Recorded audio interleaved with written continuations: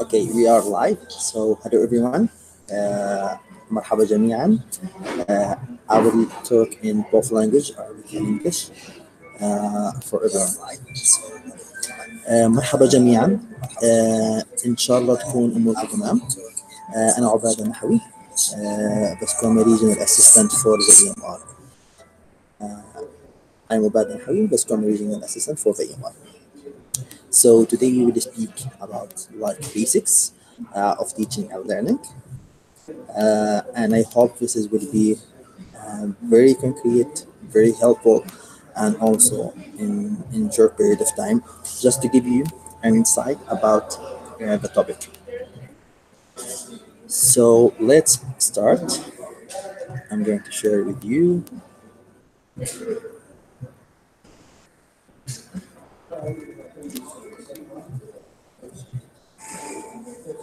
Okay. So this is the first thing that we will start with. Now, we know about teaching, the first types of teaching that we will go through. Like for many of you, whether you're a beginner or an advanced, we have passive teaching, active teaching, and mixed. Regularly, the passive teaching that everyone literally going through it. So يا جماعة التعليم له أنواع وكثير مراحل بنمر فيها بحياتنا، سواء بالمرحلة الدراسية الابتدائية أو بالثانوية بالجامعة. أول هاي الأنواع اللي هو الباسيف تيتشنج، تمام؟ which is something that we live through. Basically, you have an instructor, you have the teacher, and both they are just like delivering the information from one side to the another. So it's basically just passing the knowledge, and this is what most of our teachers and instructors, whether in basic science and clinical science, they usually do. It's very just following the guideline, set of procedures. The subject matters and its order of the subject that's following through. And here where the learner, which is you, the students, feel maybe less motivated, and they maybe feel out of their comfort zone, and they don't have the space to share what they could think of, and so they can build up more of knowledge, processing it, and maybe the amplification on the outcomes of this learning. The second type is the active teaching. Active teaching, which is you might think this is the best type of teaching, but let me tell you, it's not always the same. Active teaching, it's where the instructor or the supervisor is interacting with his students. Usually comes out in activities, or engaging the students in discussions, panels, small working groups, or maybe having more of a practical to work on, like in our OSCE exams, or maybe in hospital scenarios, and so many things. And here in the active teaching, like the instructor is not the main source of information or main source of where you will get your resources. It's usually self-reflecting on you, the learners, the students, where you will have the opportunity to expand your knowledge from many resources that you could find, whether from books, online, other experiences from your fellow students and teachers. Then you come back to your teacher, you discuss what you find out, what are the outcomes, what you have figured out, and this is how you could learn. And based on it, you get evaluated. Mixed type, which is a mix between these both, which is, in my opinion, I believe we should have the passive teaching and active teaching, but only in not way too much and only in a few scenarios. where we would be having the passive teaching just only for few lectures where we have many huge knowledge and information that we need to take in order, and like let's say for example you need to know the source of diseases, you need to know what type of it, you need to know how to do the process and everything. So there's always going to be some theory that you need to learn. And in our profession as medical doctors, we know that the knowledge is never stopping in medicine. It's always expanding. There's always huge updates and huge innovative ideas and topics that we get through. And the active teaching in the mix, where we can have many sorts of activities. Uh, these activities, the same one that apply to active teaching, but this need to be moderated because it's sometimes it's more of time consuming, and it's more of pressure on the instructor and the teacher, where they need to prepare everything, they need to follow, need to be scheduled the timing of these workshops, and also because of the huge number of even the students that we get admission in our medical schools. Like every year, many of the medical schools they accept like 300 or 500 students in each batch. So it's like a huge number where you can't basically work with it in a few groups, even if you divide them. So you have to schedule. And in short of time, everyone want to graduate after like 5 6 years, unless you're planning to have medicine 14 years. So that will be a change maybe. Okay, moving on. This is life. This is basically what every medical students really want. They want to go to the university, get fair sleep and beauty. They don't want to overdose or maybe playing PUBG. It's either one of these. But this is basically the outcome of only bad teaching, or let's not say bad teaching, but maybe not very focused, repetitive teaching, using only passive teaching, or maybe using active teaching, which leads to boredom, losing the capabilities of your students and their focus, and even the learning outcomes will not be as much as expected. So, how to give advice to our teachers?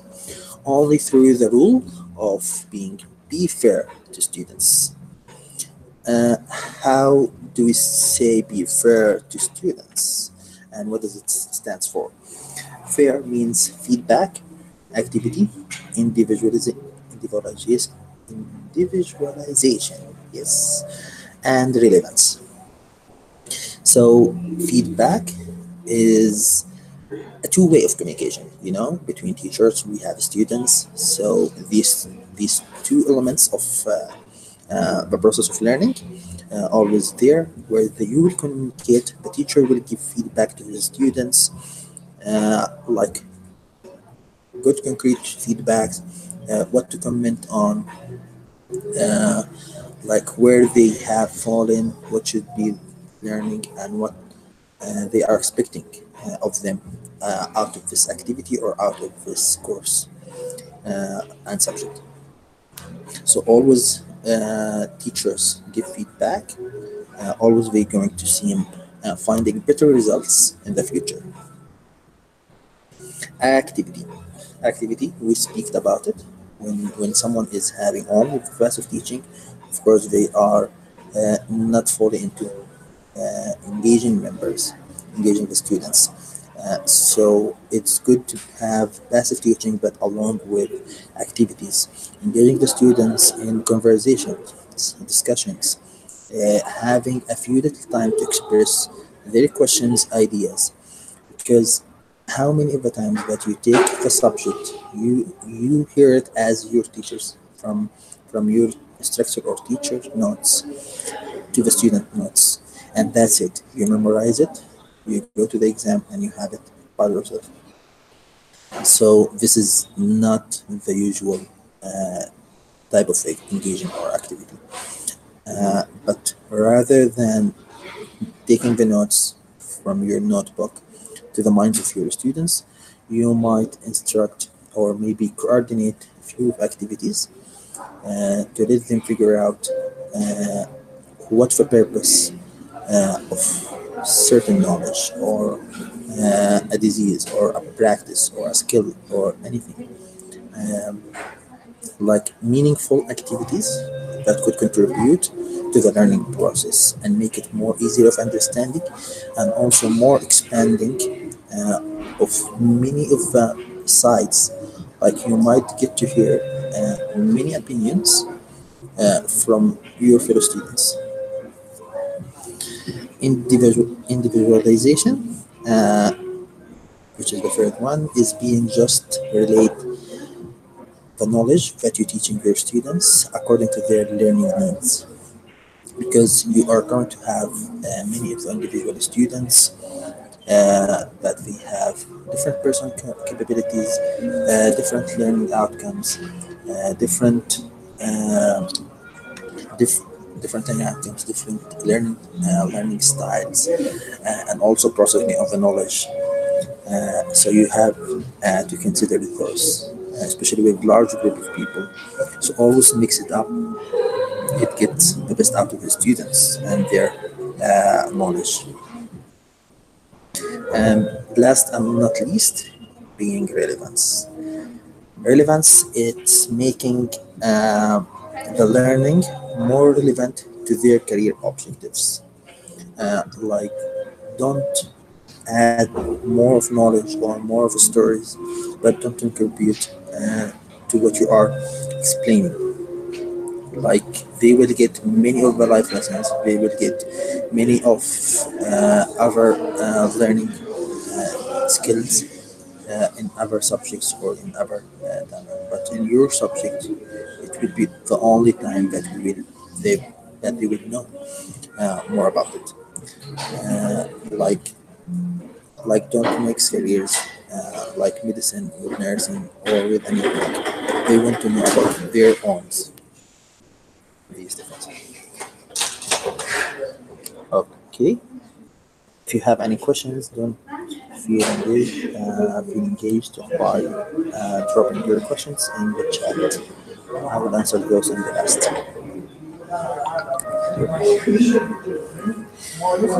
We spoke about the teachers, but how about coming to the students, you yourself?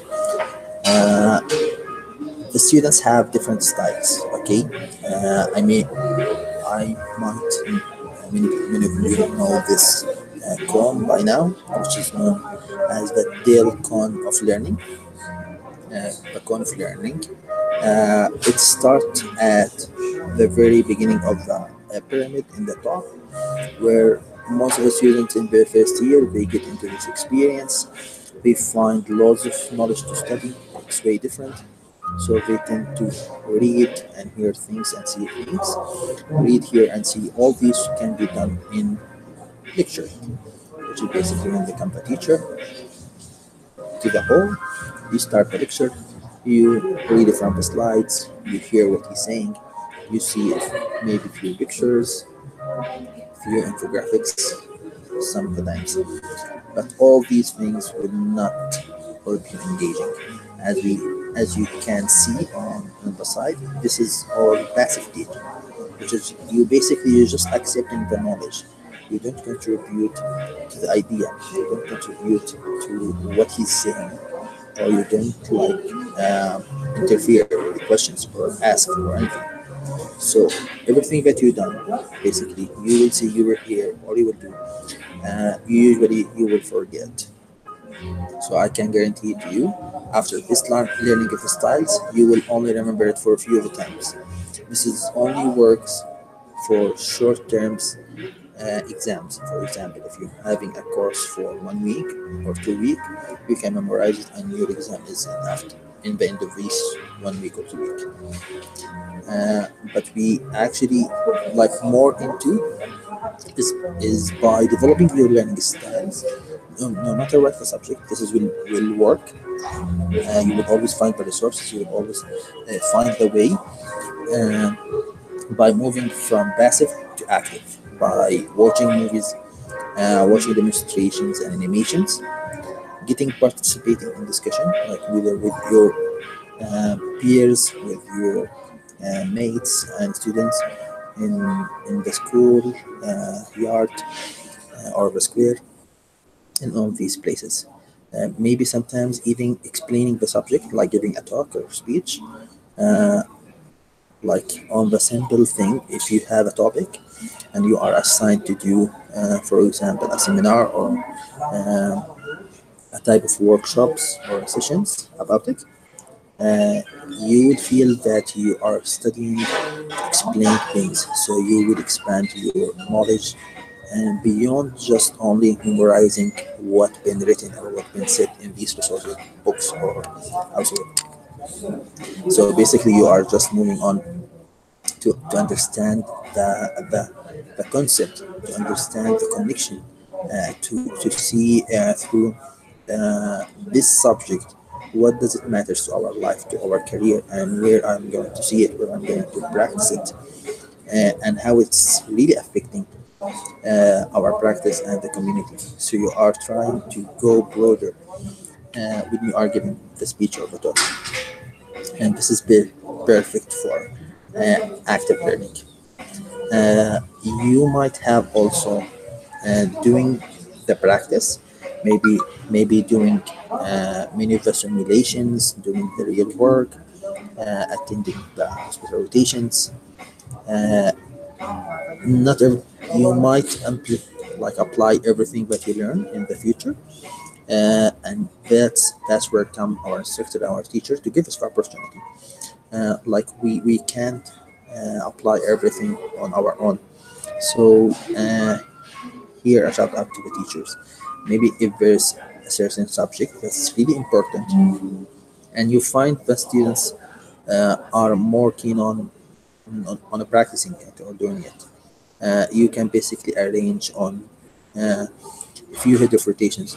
This is especially for basic science. They can have many of rotation, maybe in the same day on or a week, to go into number of students, and they could see it how it's really applied, whether in a lab or in the emergency room, or uh, how how it's look in the future.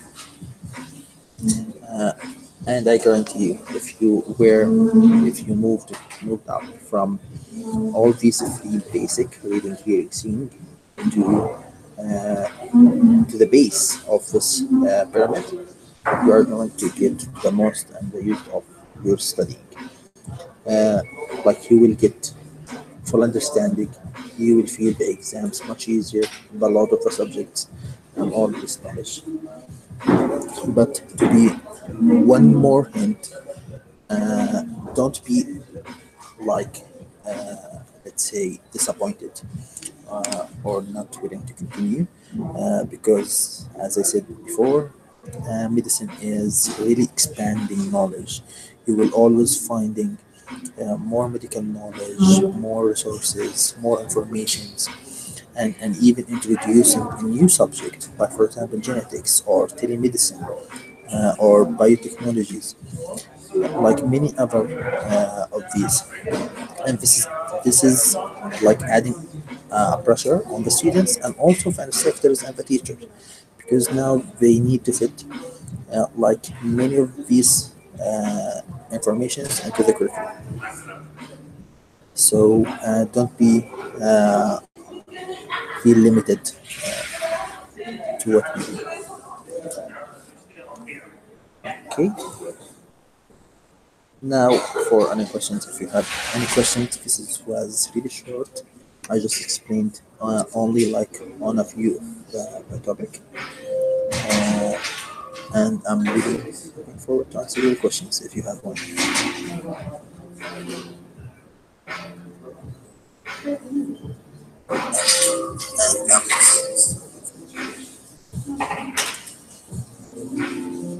Okay. What about teaching and learning out of the school? Uh, okay. So,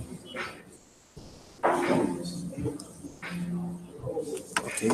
I just want to hide this label. Okay, it's too late, I think. But what about teaching and learning out of the school? Hatem? Yes. Basically, this is the idea. The school, or let's say the college, is just the factory. We, during, you will only have the discussion about the knowledge that you, or how is the practice, or how is the things will be going on. But before coming to the class or before coming to the school, you will be already preparing for that topic, reading the information and the knowledge. And this is what I said in the first slide about type teaching. It has to be mixed between passive and active.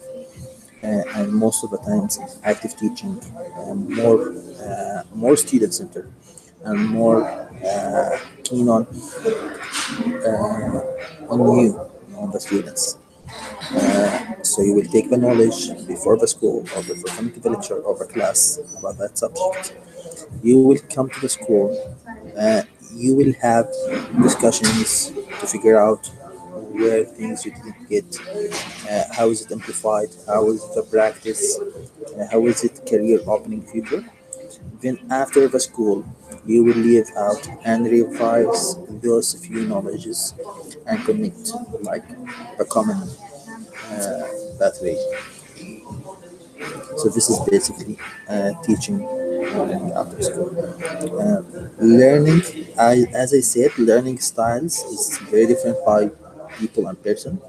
But according to the pyramid that we already explained, uh, don't leave the school without having a discussion or giving a talk, seminar, uh, presentation, or any of these, because this is will help you more and more, regardless of it was basic science or it was clinical science, because many of you feel that basic science, oh, we can do it, it's over. But in the clinical science, yes, it's more convenient. But that's what we are used to, because in basic science, we are seeing the examples of our instructors and teachers giving it this way, but it doesn't has to be.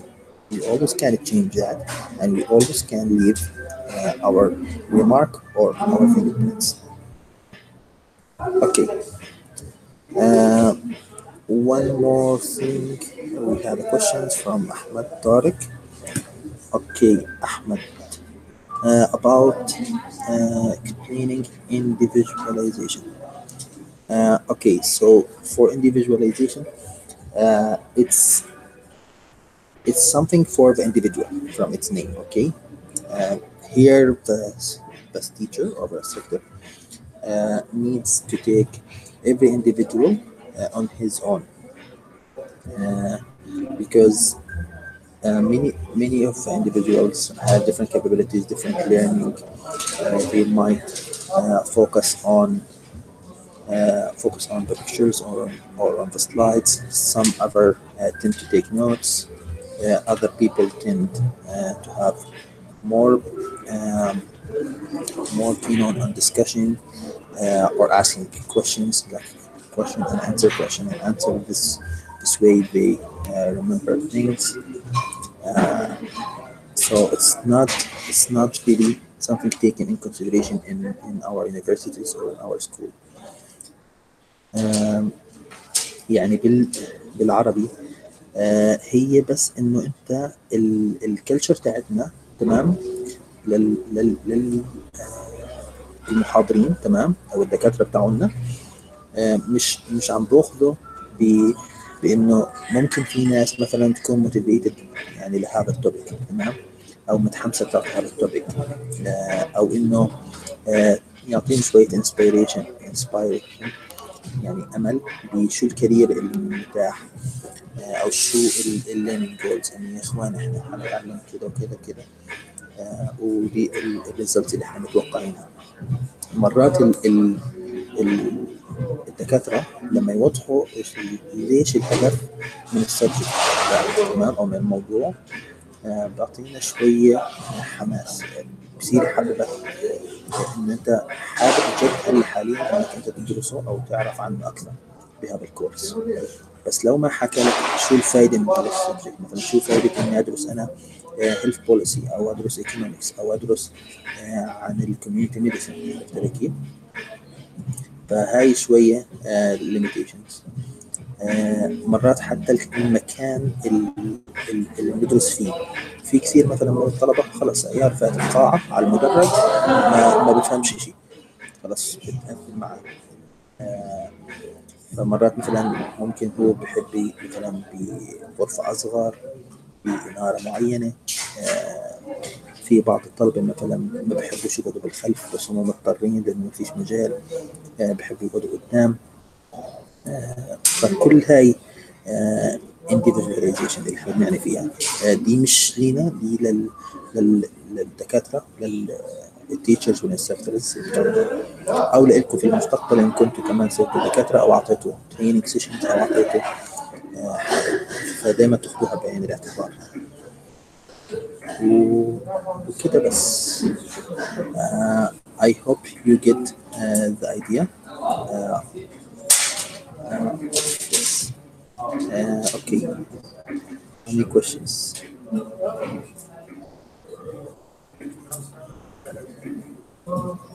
Okay, حاتم.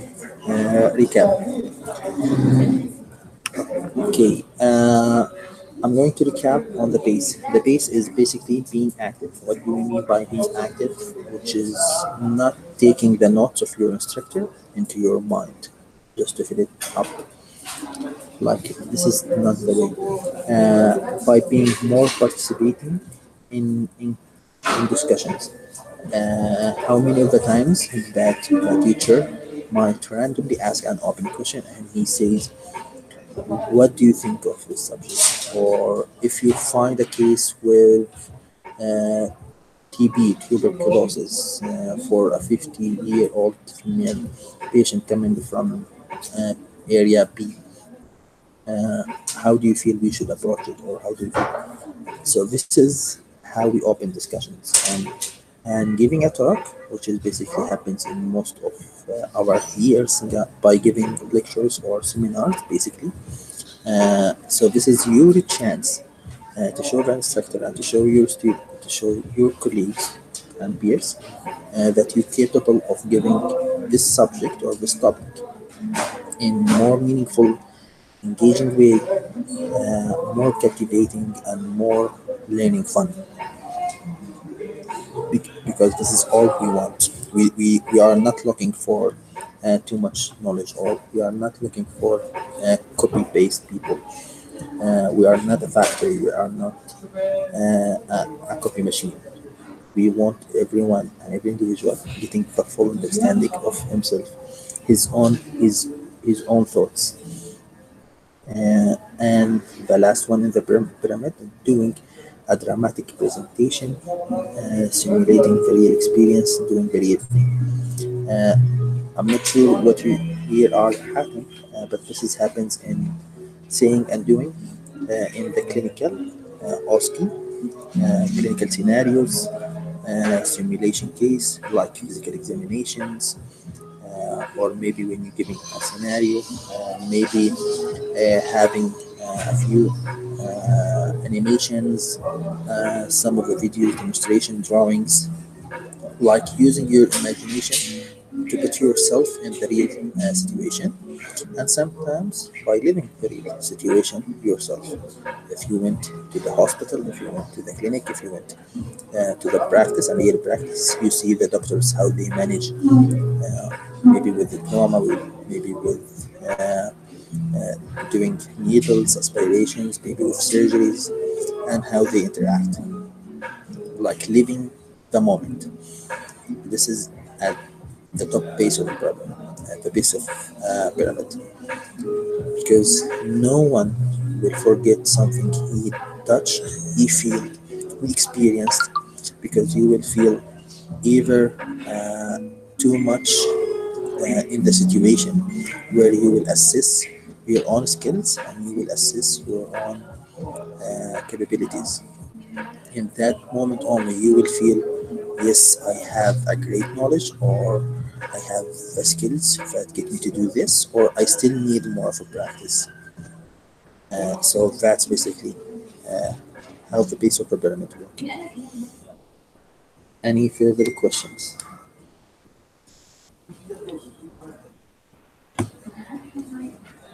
Okay, so I guess this is all. Uh, if there is no any questions, I hope you all the best for now.